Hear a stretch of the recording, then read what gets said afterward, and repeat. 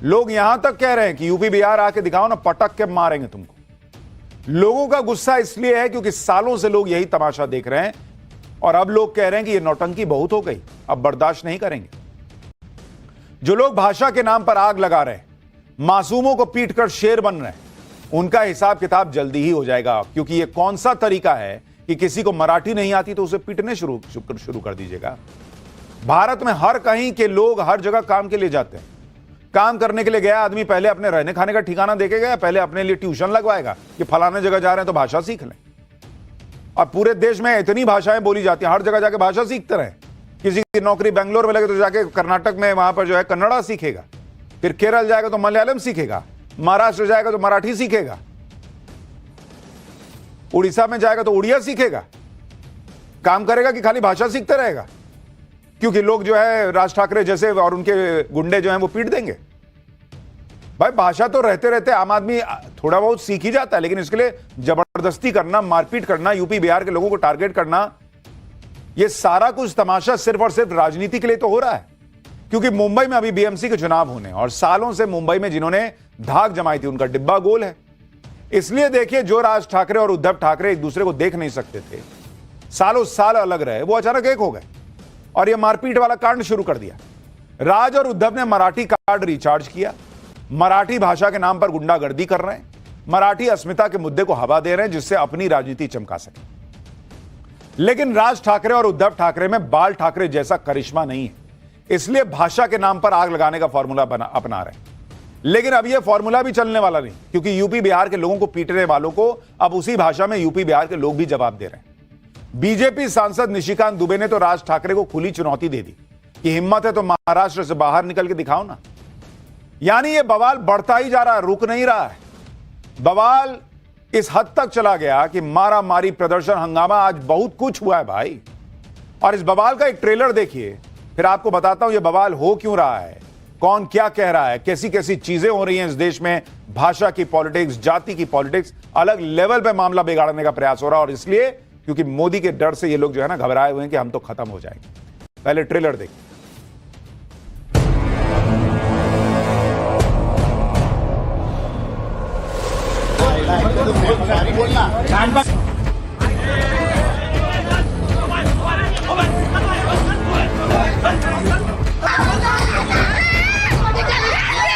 यदि बहुत बड़े बॉस हो तो चलो बिहार, चलो उत्तर प्रदेश, चलो तमिलनाडु, तुमको पटक पटक के मारेंगे।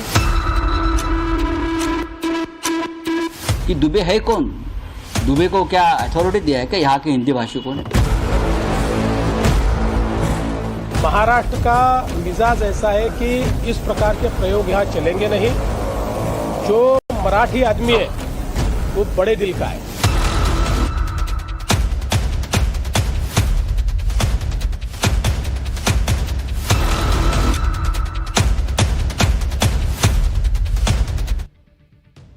मराठी भाषा के नाम पर मुंबई में अपनी राजनीति को फिर से जिंदा करने की कोशिश राज ठाकरे और उद्धव ठाकरे कर रहे हैं। खास तौर पर राज ठाकरे की पार्टी मराठी के मुद्दे पर कुछ ज्यादा ही आक्रामक होती जा रही, क्योंकि ये सीन से गायब थे। इनको लगा कि मैं वापस कैसे आऊं सीन में, तो एक ही काम कर सकते हैं, मारपीट करो ताकि थोड़ा सोशल मीडिया से हर जगह मेरी चर्चा होने लगे। आज ही मुंबई के मीरा भाईंदर में एमएनएस के कार्यकर्ताओं ने मराठी भाषा के मुद्दे पर बड़ा प्रोटेस्ट कर दिया। राज ठाकरे के कार्यकर्ताओं को प्रदर्शन की इजाजत नहीं थी, इसके बाद भी एमएनएस के कार्यकर्ता बड़ी संख्या में जमा हो गए। पुलिस ने एमएनएस के कार्यकर्ताओं को समझाने की भी कोशिश की, बताया कि प्रदर्शन रैली निकालने की अनुमति नहीं है, कहां घुसे चले आ रहे हो। लेकिन राज ठाकरे के कार्यकर्ता अड़े हुए थे, इस वजह से वहां जमकर हंगामा हुआ। आखिरकार पुलिस ने एमएनएस के कार्यकर्ताओं पर एक्शन लेना शुरू किया। कई एमएनएस कार्यकर्ताओं को पुलिस ने हिरासत में लिया। महिला कार्यकर्ताओं ने पुलिस के साथ झड़प की, लेकिन पुलिस ने सभी को वहां से हटा दिया। एक बार ग्राउंड रिपोर्ट देखिए, फिर आपको दिखाता हूं कि इन्होंने गुंडागर्दी कैसे की। ये देखिए, ये मीरा भाईंदर की तस्वीर है जहाँ पर मनसे की महिला कार्यकर्ताओं की पुलिस के साथ झड़प हो गई है। चूंकि बिना परमिशन के प्रोटेस्ट मनसे के अधिकारी कर रहे हैं, तो पुलिस जो है वो अब थोड़ा सा बल का प्रयोग करके इन महिला कार्यकर्ताओं को, इन प्रदर्शनकारियों को हिरासत में ले गई है। बड़ा एक्शन जो है यहाँ पर मुंबई से सटे मीरा भाईंदर में दिखाई दे रहा है, जहाँ पर ये पुलिस जो है वो कार्रवाई कर रही है इन प्रदर्शनकारियों के खिलाफ। लगातार आप लोग को हिरासत में लिया जा रहा है, क्या कहना है?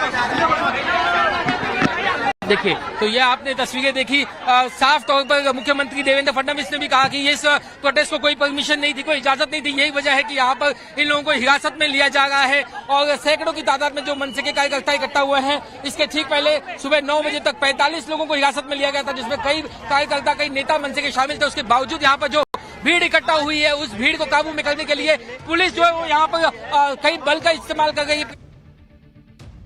ये तो गजब ही है ना बॉस। पहले आप मराठी भाषा के नाम पर लोगों को पीटते फिरो और फिर जब उस पर बवाल हो तो प्रदर्शन करो। एमएनएस के कार्यकर्ताओं ने क्या इसलिए प्रदर्शन किया था कि वो भाषा के नाम पर लोगों को पीटे और कोई एक्शन भी ना हो? राज ठाकरे और उद्धव ठाकरे की पार्टी के कार्यकर्ता किस तरह से मराठी भाषा नहीं आने पर गुंडागर्दी कर रहे हैं, उसकी आपको कुछ तस्वीरें दिखाता हूं। पब्लिक को गुस्सा नहीं आएगा। 29 जून का यह वीडियो है।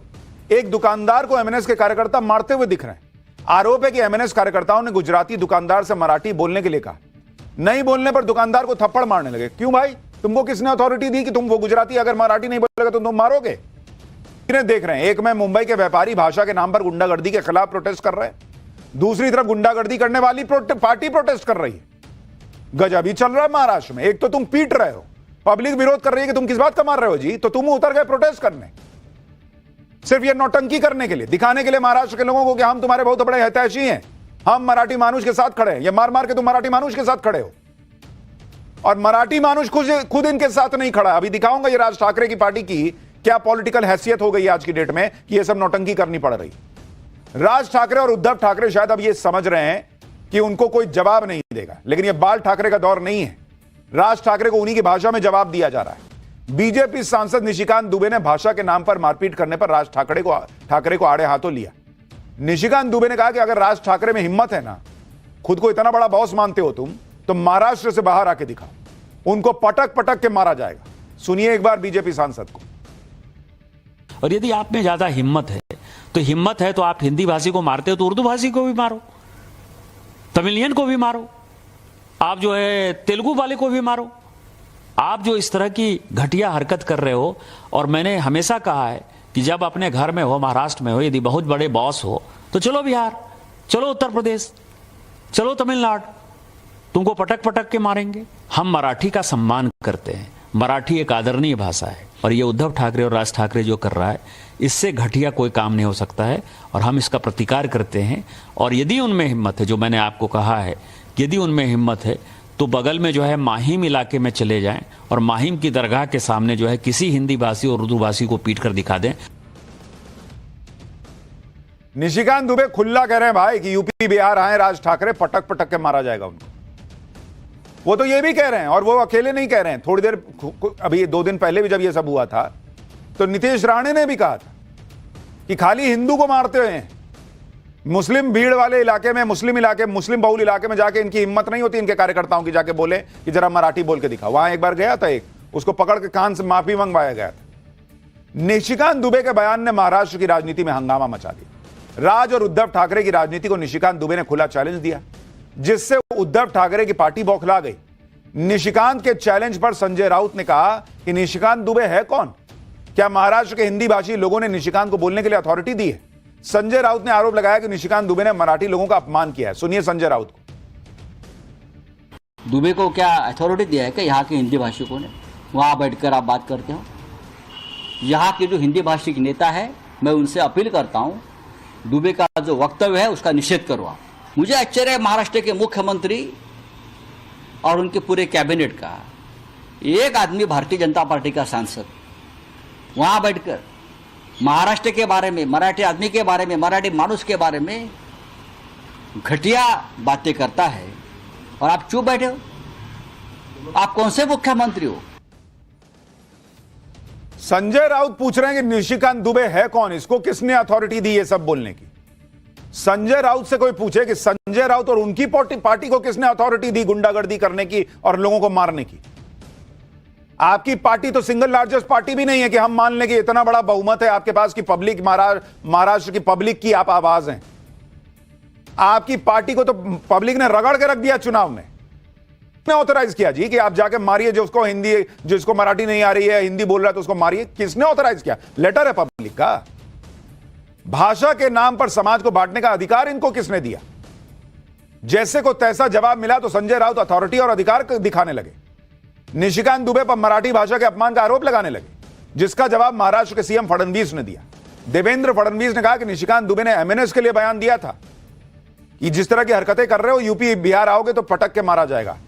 आम मराठी के लिए नहीं कहा था, आम महाराष्ट्रियन के लिए नहीं कहा था। हालांकि उन्होंने यह भी कहा कि इस तरह के बयान से बचना चाहिए। सही बात है, इससे लोगों में भ्रम पैदा होता है। एक बार मुख्यमंत्री फडणवीस को भी सुनिए। पहिली गोष्ट तर अशी आहे की निशिकांत दुबे यांचं जर तुम्ही पूर्ण ऐकलं तर ते संघटनेच्या संदर्भात बोलले आहेत। ते मराठी माणसाला त्यांनी सरसकट त्या ठिकाणी म्हटलेलं नाही। तथापि माझं मत असं आहे की अशा प्रकारे बोलणं योग्य नाही आहे, कारण त्याचे जे अर्थ निघतात ते अर्थ हे लोकांच्या मनात संभ्रम तयार करतात। देवेंद्र फडणवीस सही कह रहे हैं भाई, गुस्सा आता है और ऐसे में मुझे लगता है निशिकांत दुबे बोल गए, लेकिन देवेंद्र फडणवीस जो कह रहे हैं वो समझ रहे हैं कि राज ठाकरे, उनके गुंडे, उनकी पार्टी क्या चाह रहे हैं। वो यही चाह रहे हैं कि मराठी बनाम जो है वो यूपी बिहार के लोग, हिंदी भाषी लोग, इस तरह का माहौल बने, आपस में मारापीटी की स्थिति हो जाए और उसके बाद ये लोग फायदा उठाएं और पॉलिटिक्स करें कि भाई देखो हम तुम्हारे लिए खड़े हैं लड़ने के लिए हिंदी भाषियों से। वो तो चाहते ही यही हैं, वो आग लगा रहे हैं। अच्छी बात यह है कि अब तक किसी भी हिंदी भाषी ने किसी मराठी भाषी के साथ कोई आपत्तिजनक घटना नहीं की और होनी भी नहीं चाहिए। इन नेताओं के चक्कर में नहीं फंसना है आप लोगों को। मराठी भाषा के नाम पर जिस तरह से उद्धव ठाकरे और राज ठाकरे पॉलिटिक्स कर रहे हैं, लोगों की पिटाई कर रहे हैं, प्रदर्शन कर रहे हैं, उस पर सीएम फडणवीस ने बड़ी बात कही। सीएम फडणवीस ने कहा कि महाराष्ट्र के लोगों का दिल बहुत बड़ा है, वो इस तरह की राजनीति के झांसे में नहीं आने वाले। मराठी लोगों पर ऐसी राजनीति का कोई असर नहीं होगा। राज ठाकरे और उद्धव ठाकरे का यह प्रयोग सफल नहीं होगा। ये बात भी सुनिए आप।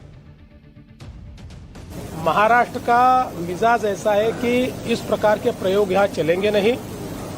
जो मराठी आदमी है वो बड़े दिल का है, क्योंकि भारत पर जब आक्रमण हुआ तो मराठी आदमी ने केवल महाराष्ट्र का विचार नहीं किया, पूरे भारत का विचार किया। इसलिए मराठी आदमी कभी छोटा सोच नहीं सकता, कभी संकुचित सोच नहीं सकता। इसलिए कोई प्रयोग करने की कोशिश भी करे तो नहीं हो पाएगा। राज ठाकरे और उद्धव ठाकरे को महाराष्ट्र सरकार के मंत्री नितेश राणे ने भी चुनौती दी। नितेश राणे ने कहा कि एमएनएस और उद्धव ठाकरे के लोग सिर्फ गरीब हिंदुओं को मार रहे हैं। अगर हिम्मत है तो मराठी नहीं बोलने वाले मुसलमानों से भी इसी तरह का बर्ताव करके दिखाओ। सुनिए नितेश राणे को। मारा ही गया है ना, एक हिंदू को मारा गया है ना, एक हिंदू को मारा गया है, तो मुझे बोलना है कि इतनी हिम्मत जाके नल बाजार और मोहम्मद अली रोड में दिखाओ ना। वो जो दाढ़ी वाले और गोल टोपी वाले क्या मराठी में बात करते क्या? शुद्ध मराठी में बात करते हैं क्या? उधर जाने की, उनको कान के नीचे बजाने की हिम्मत नहीं है। नितेश राणे कई बार यह कह चुके हैं कि राज ठाकरे के लोगों की हिम्मत नहीं है कि वो मुस्लिम इलाके में जाकर मराठी भाषा पर ज्ञान दें। और ऐसा न करने के पीछे की वजह भी आपको दिखाता हूं। कुछ समय पहले एमएनएस का एक असर होगा भी या नहीं, यह भी आज आपको बताऊंगा। लेकिन आप यह देखिए कि अपनी राजनीति बचाने के लिए उद्धव और राज ठाकरे किस हद तक जाने को तैयार हैं। उद्धव ठाकरे कह रहे हैं कि अगर गुंडागर्दी किए बिना न्याय नहीं मिलेगा तो हम गुंडागर्दी करेंगे। कौन सा न्याय खोज रहे हो भाई साहब? हिंदी बोलने वाला मराठी बोलने लग जाएगा आपके बोलने पे, तो कौन सा न्याय मिलेगा? मैं ये जानना चाहता हूं। और राज ठाकरे कह रहे हैं कि मराठी नहीं बोलने पर किसी को पीट रहे हो तो उसका वीडियो मत बनाओ ताकि सबूत ना रहे। यानी अपनी राजनीति और बीएमसी में अपनी सत्ता के लिए मारपीट और गुंडागर्दी का सहारा लेने पर भी इनको परहेज नहीं है। अपने फायदे के लिए महाराष्ट्र को भाषा विवाद में झोंक रहे हैं। राज ठाकरे और उद्धव ठाकरे की राजनीति पर यूपी बिहार के नेता भी बयान दे रहे हैं। बिहार में राजनीतिक पारी शुरू कर रहे प्रशांत किशोर ने कहा कि यह देश राज ठाकरे के पिताजी का नहीं है, यह सभी का है। गरीब लोगों को मारना कोई बहादुरी का काम नहीं है। सुनिए प्रशांत किशोर को। राज ठाकरे का पिताजी का देश नहीं है, यह सब लुम्पन एलिमेंट है। बॉम्बे में अपने घर में बैठकर बाघ बन रहे हैं। राज ठाकरे अपने घर में बैठकर कोई किसी को गाली दे सकता है और ये उनके संस्कार को दिखाता है, उनकी बेवकूफ़ी को दिखाता है। अपने घर में बैठकर किसी दूसरे को, गरीब को, कोई वहाँ काम करने गया है उसको 2 थप्पड़ मारते हो, ये कोई बहादुरी नहीं है। ये कोई बहादुरी नहीं है। तो दोनों भाई एक साथ आ गए। अरे दोनों भाई एक साथ आ जाए, 4 भाई साथ में आ जाए। ये दोनों भाई पहले साथ में नहीं थे तो क्या कर लिया? राज ठाकरे क्या कर लिए? दोनों भाई साथ में रहेंगे तो क्या कर लेंगे? आप वहां मार दीजिएगा। बिहार के ही नेता पप्पू यादव ने भी राज ठाकरे को चेतावनी दी। पप्पू यादव ने धमकाने वाले अंदाज में कहा कि अगर बिहार के लोगों पर महाराष्ट्र में हमला होगा तो उसका जवाब मिलेगा। पप्पू यादव ने कहा कि वो उद्धव ठाकरे की सारी हेकड़ी निकाल देंगे। सुनिए पप्पू यादव को। महाराष्ट्र में बिहारी पर, हिंदी भाषी लोगों पर, बिहारी और यूपी के झारखंड के लोगों पर हमला हो गया। मैं मराठे का सम्मान करूंगा। उद्धव ठाकरे सुन ले, तेरी गुंडई और हैकरी निकाल दूंगा। बिहारी पर और हिंदी भाषी लोगों पर जुल्म किया, याद रखिएगा यह दमन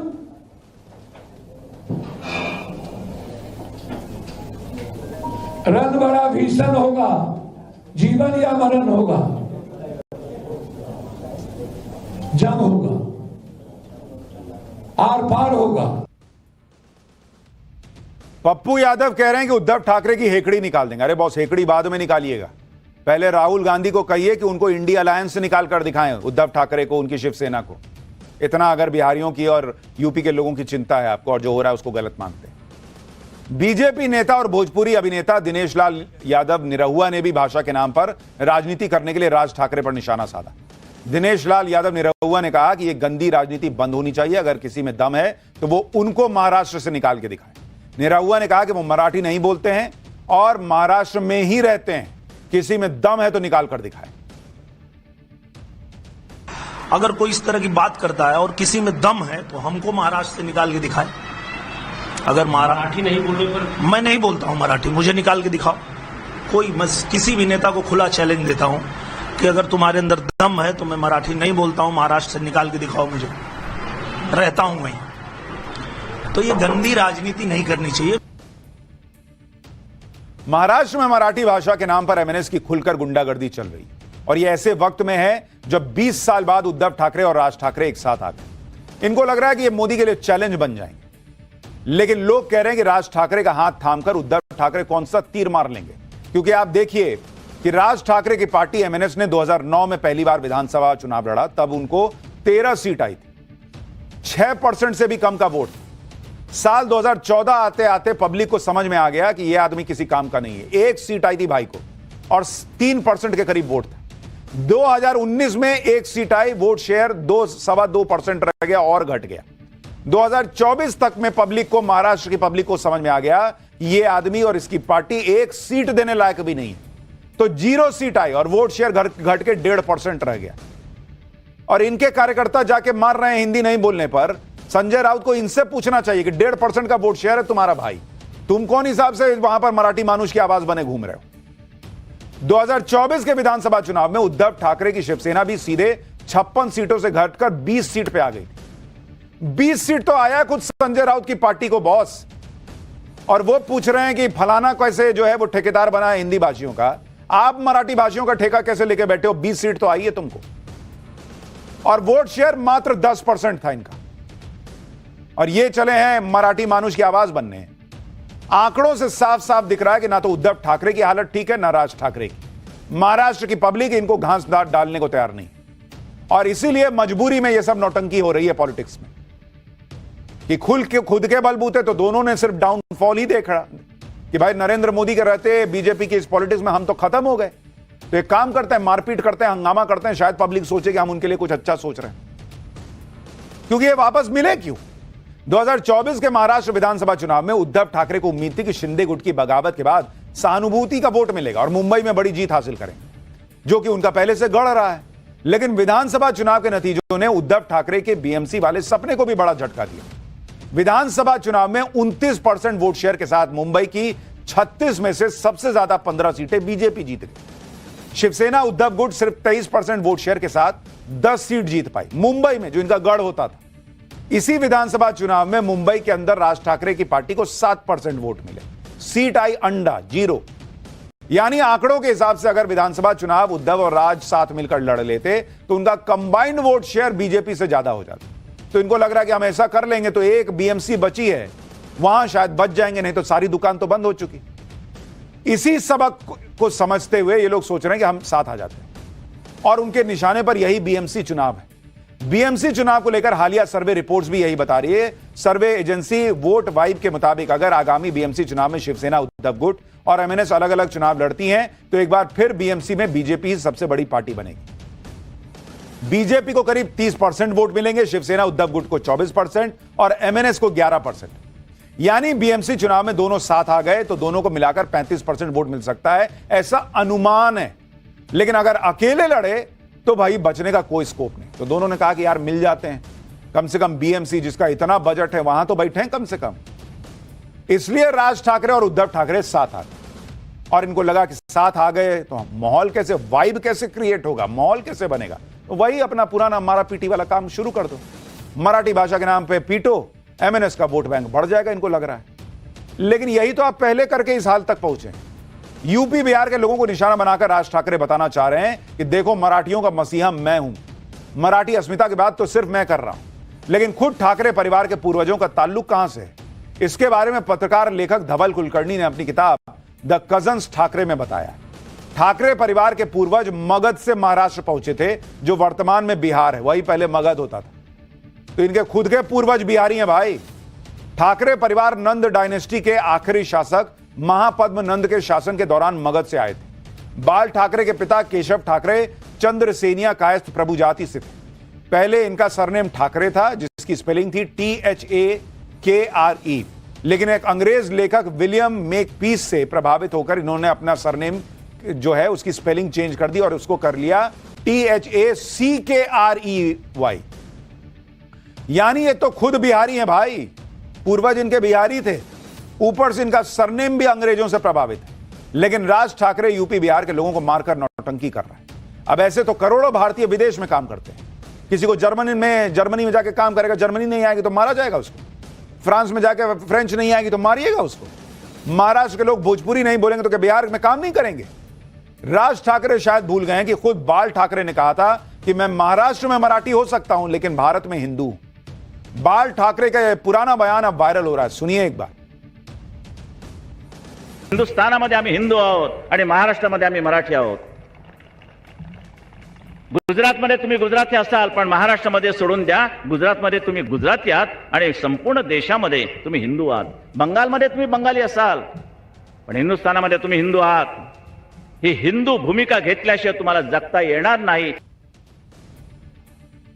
आप सोचिए क्या दिन आ गया है। जो बाला साहब ठाकरे हिंदू की लड़ाई लड़ते थे, उन्हीं के बेटे हिंदुओं को पिटवा रहे हैं। क्यों? क्योंकि उस हिंदू को मराठी नहीं आती। अब उसका हिंदू है ना इंपॉर्टेंट नहीं है इनके लिए भाई, मराठी बोलने आती है या नहीं आती है ये इनके लिए इंपॉर्टेंट है। और इसी टाइप की पॉलिटिक्स करके कोई कहता है कि जातिगत जनगणना कराओ, जाति में बांट के हम बात करेंगे, किसी को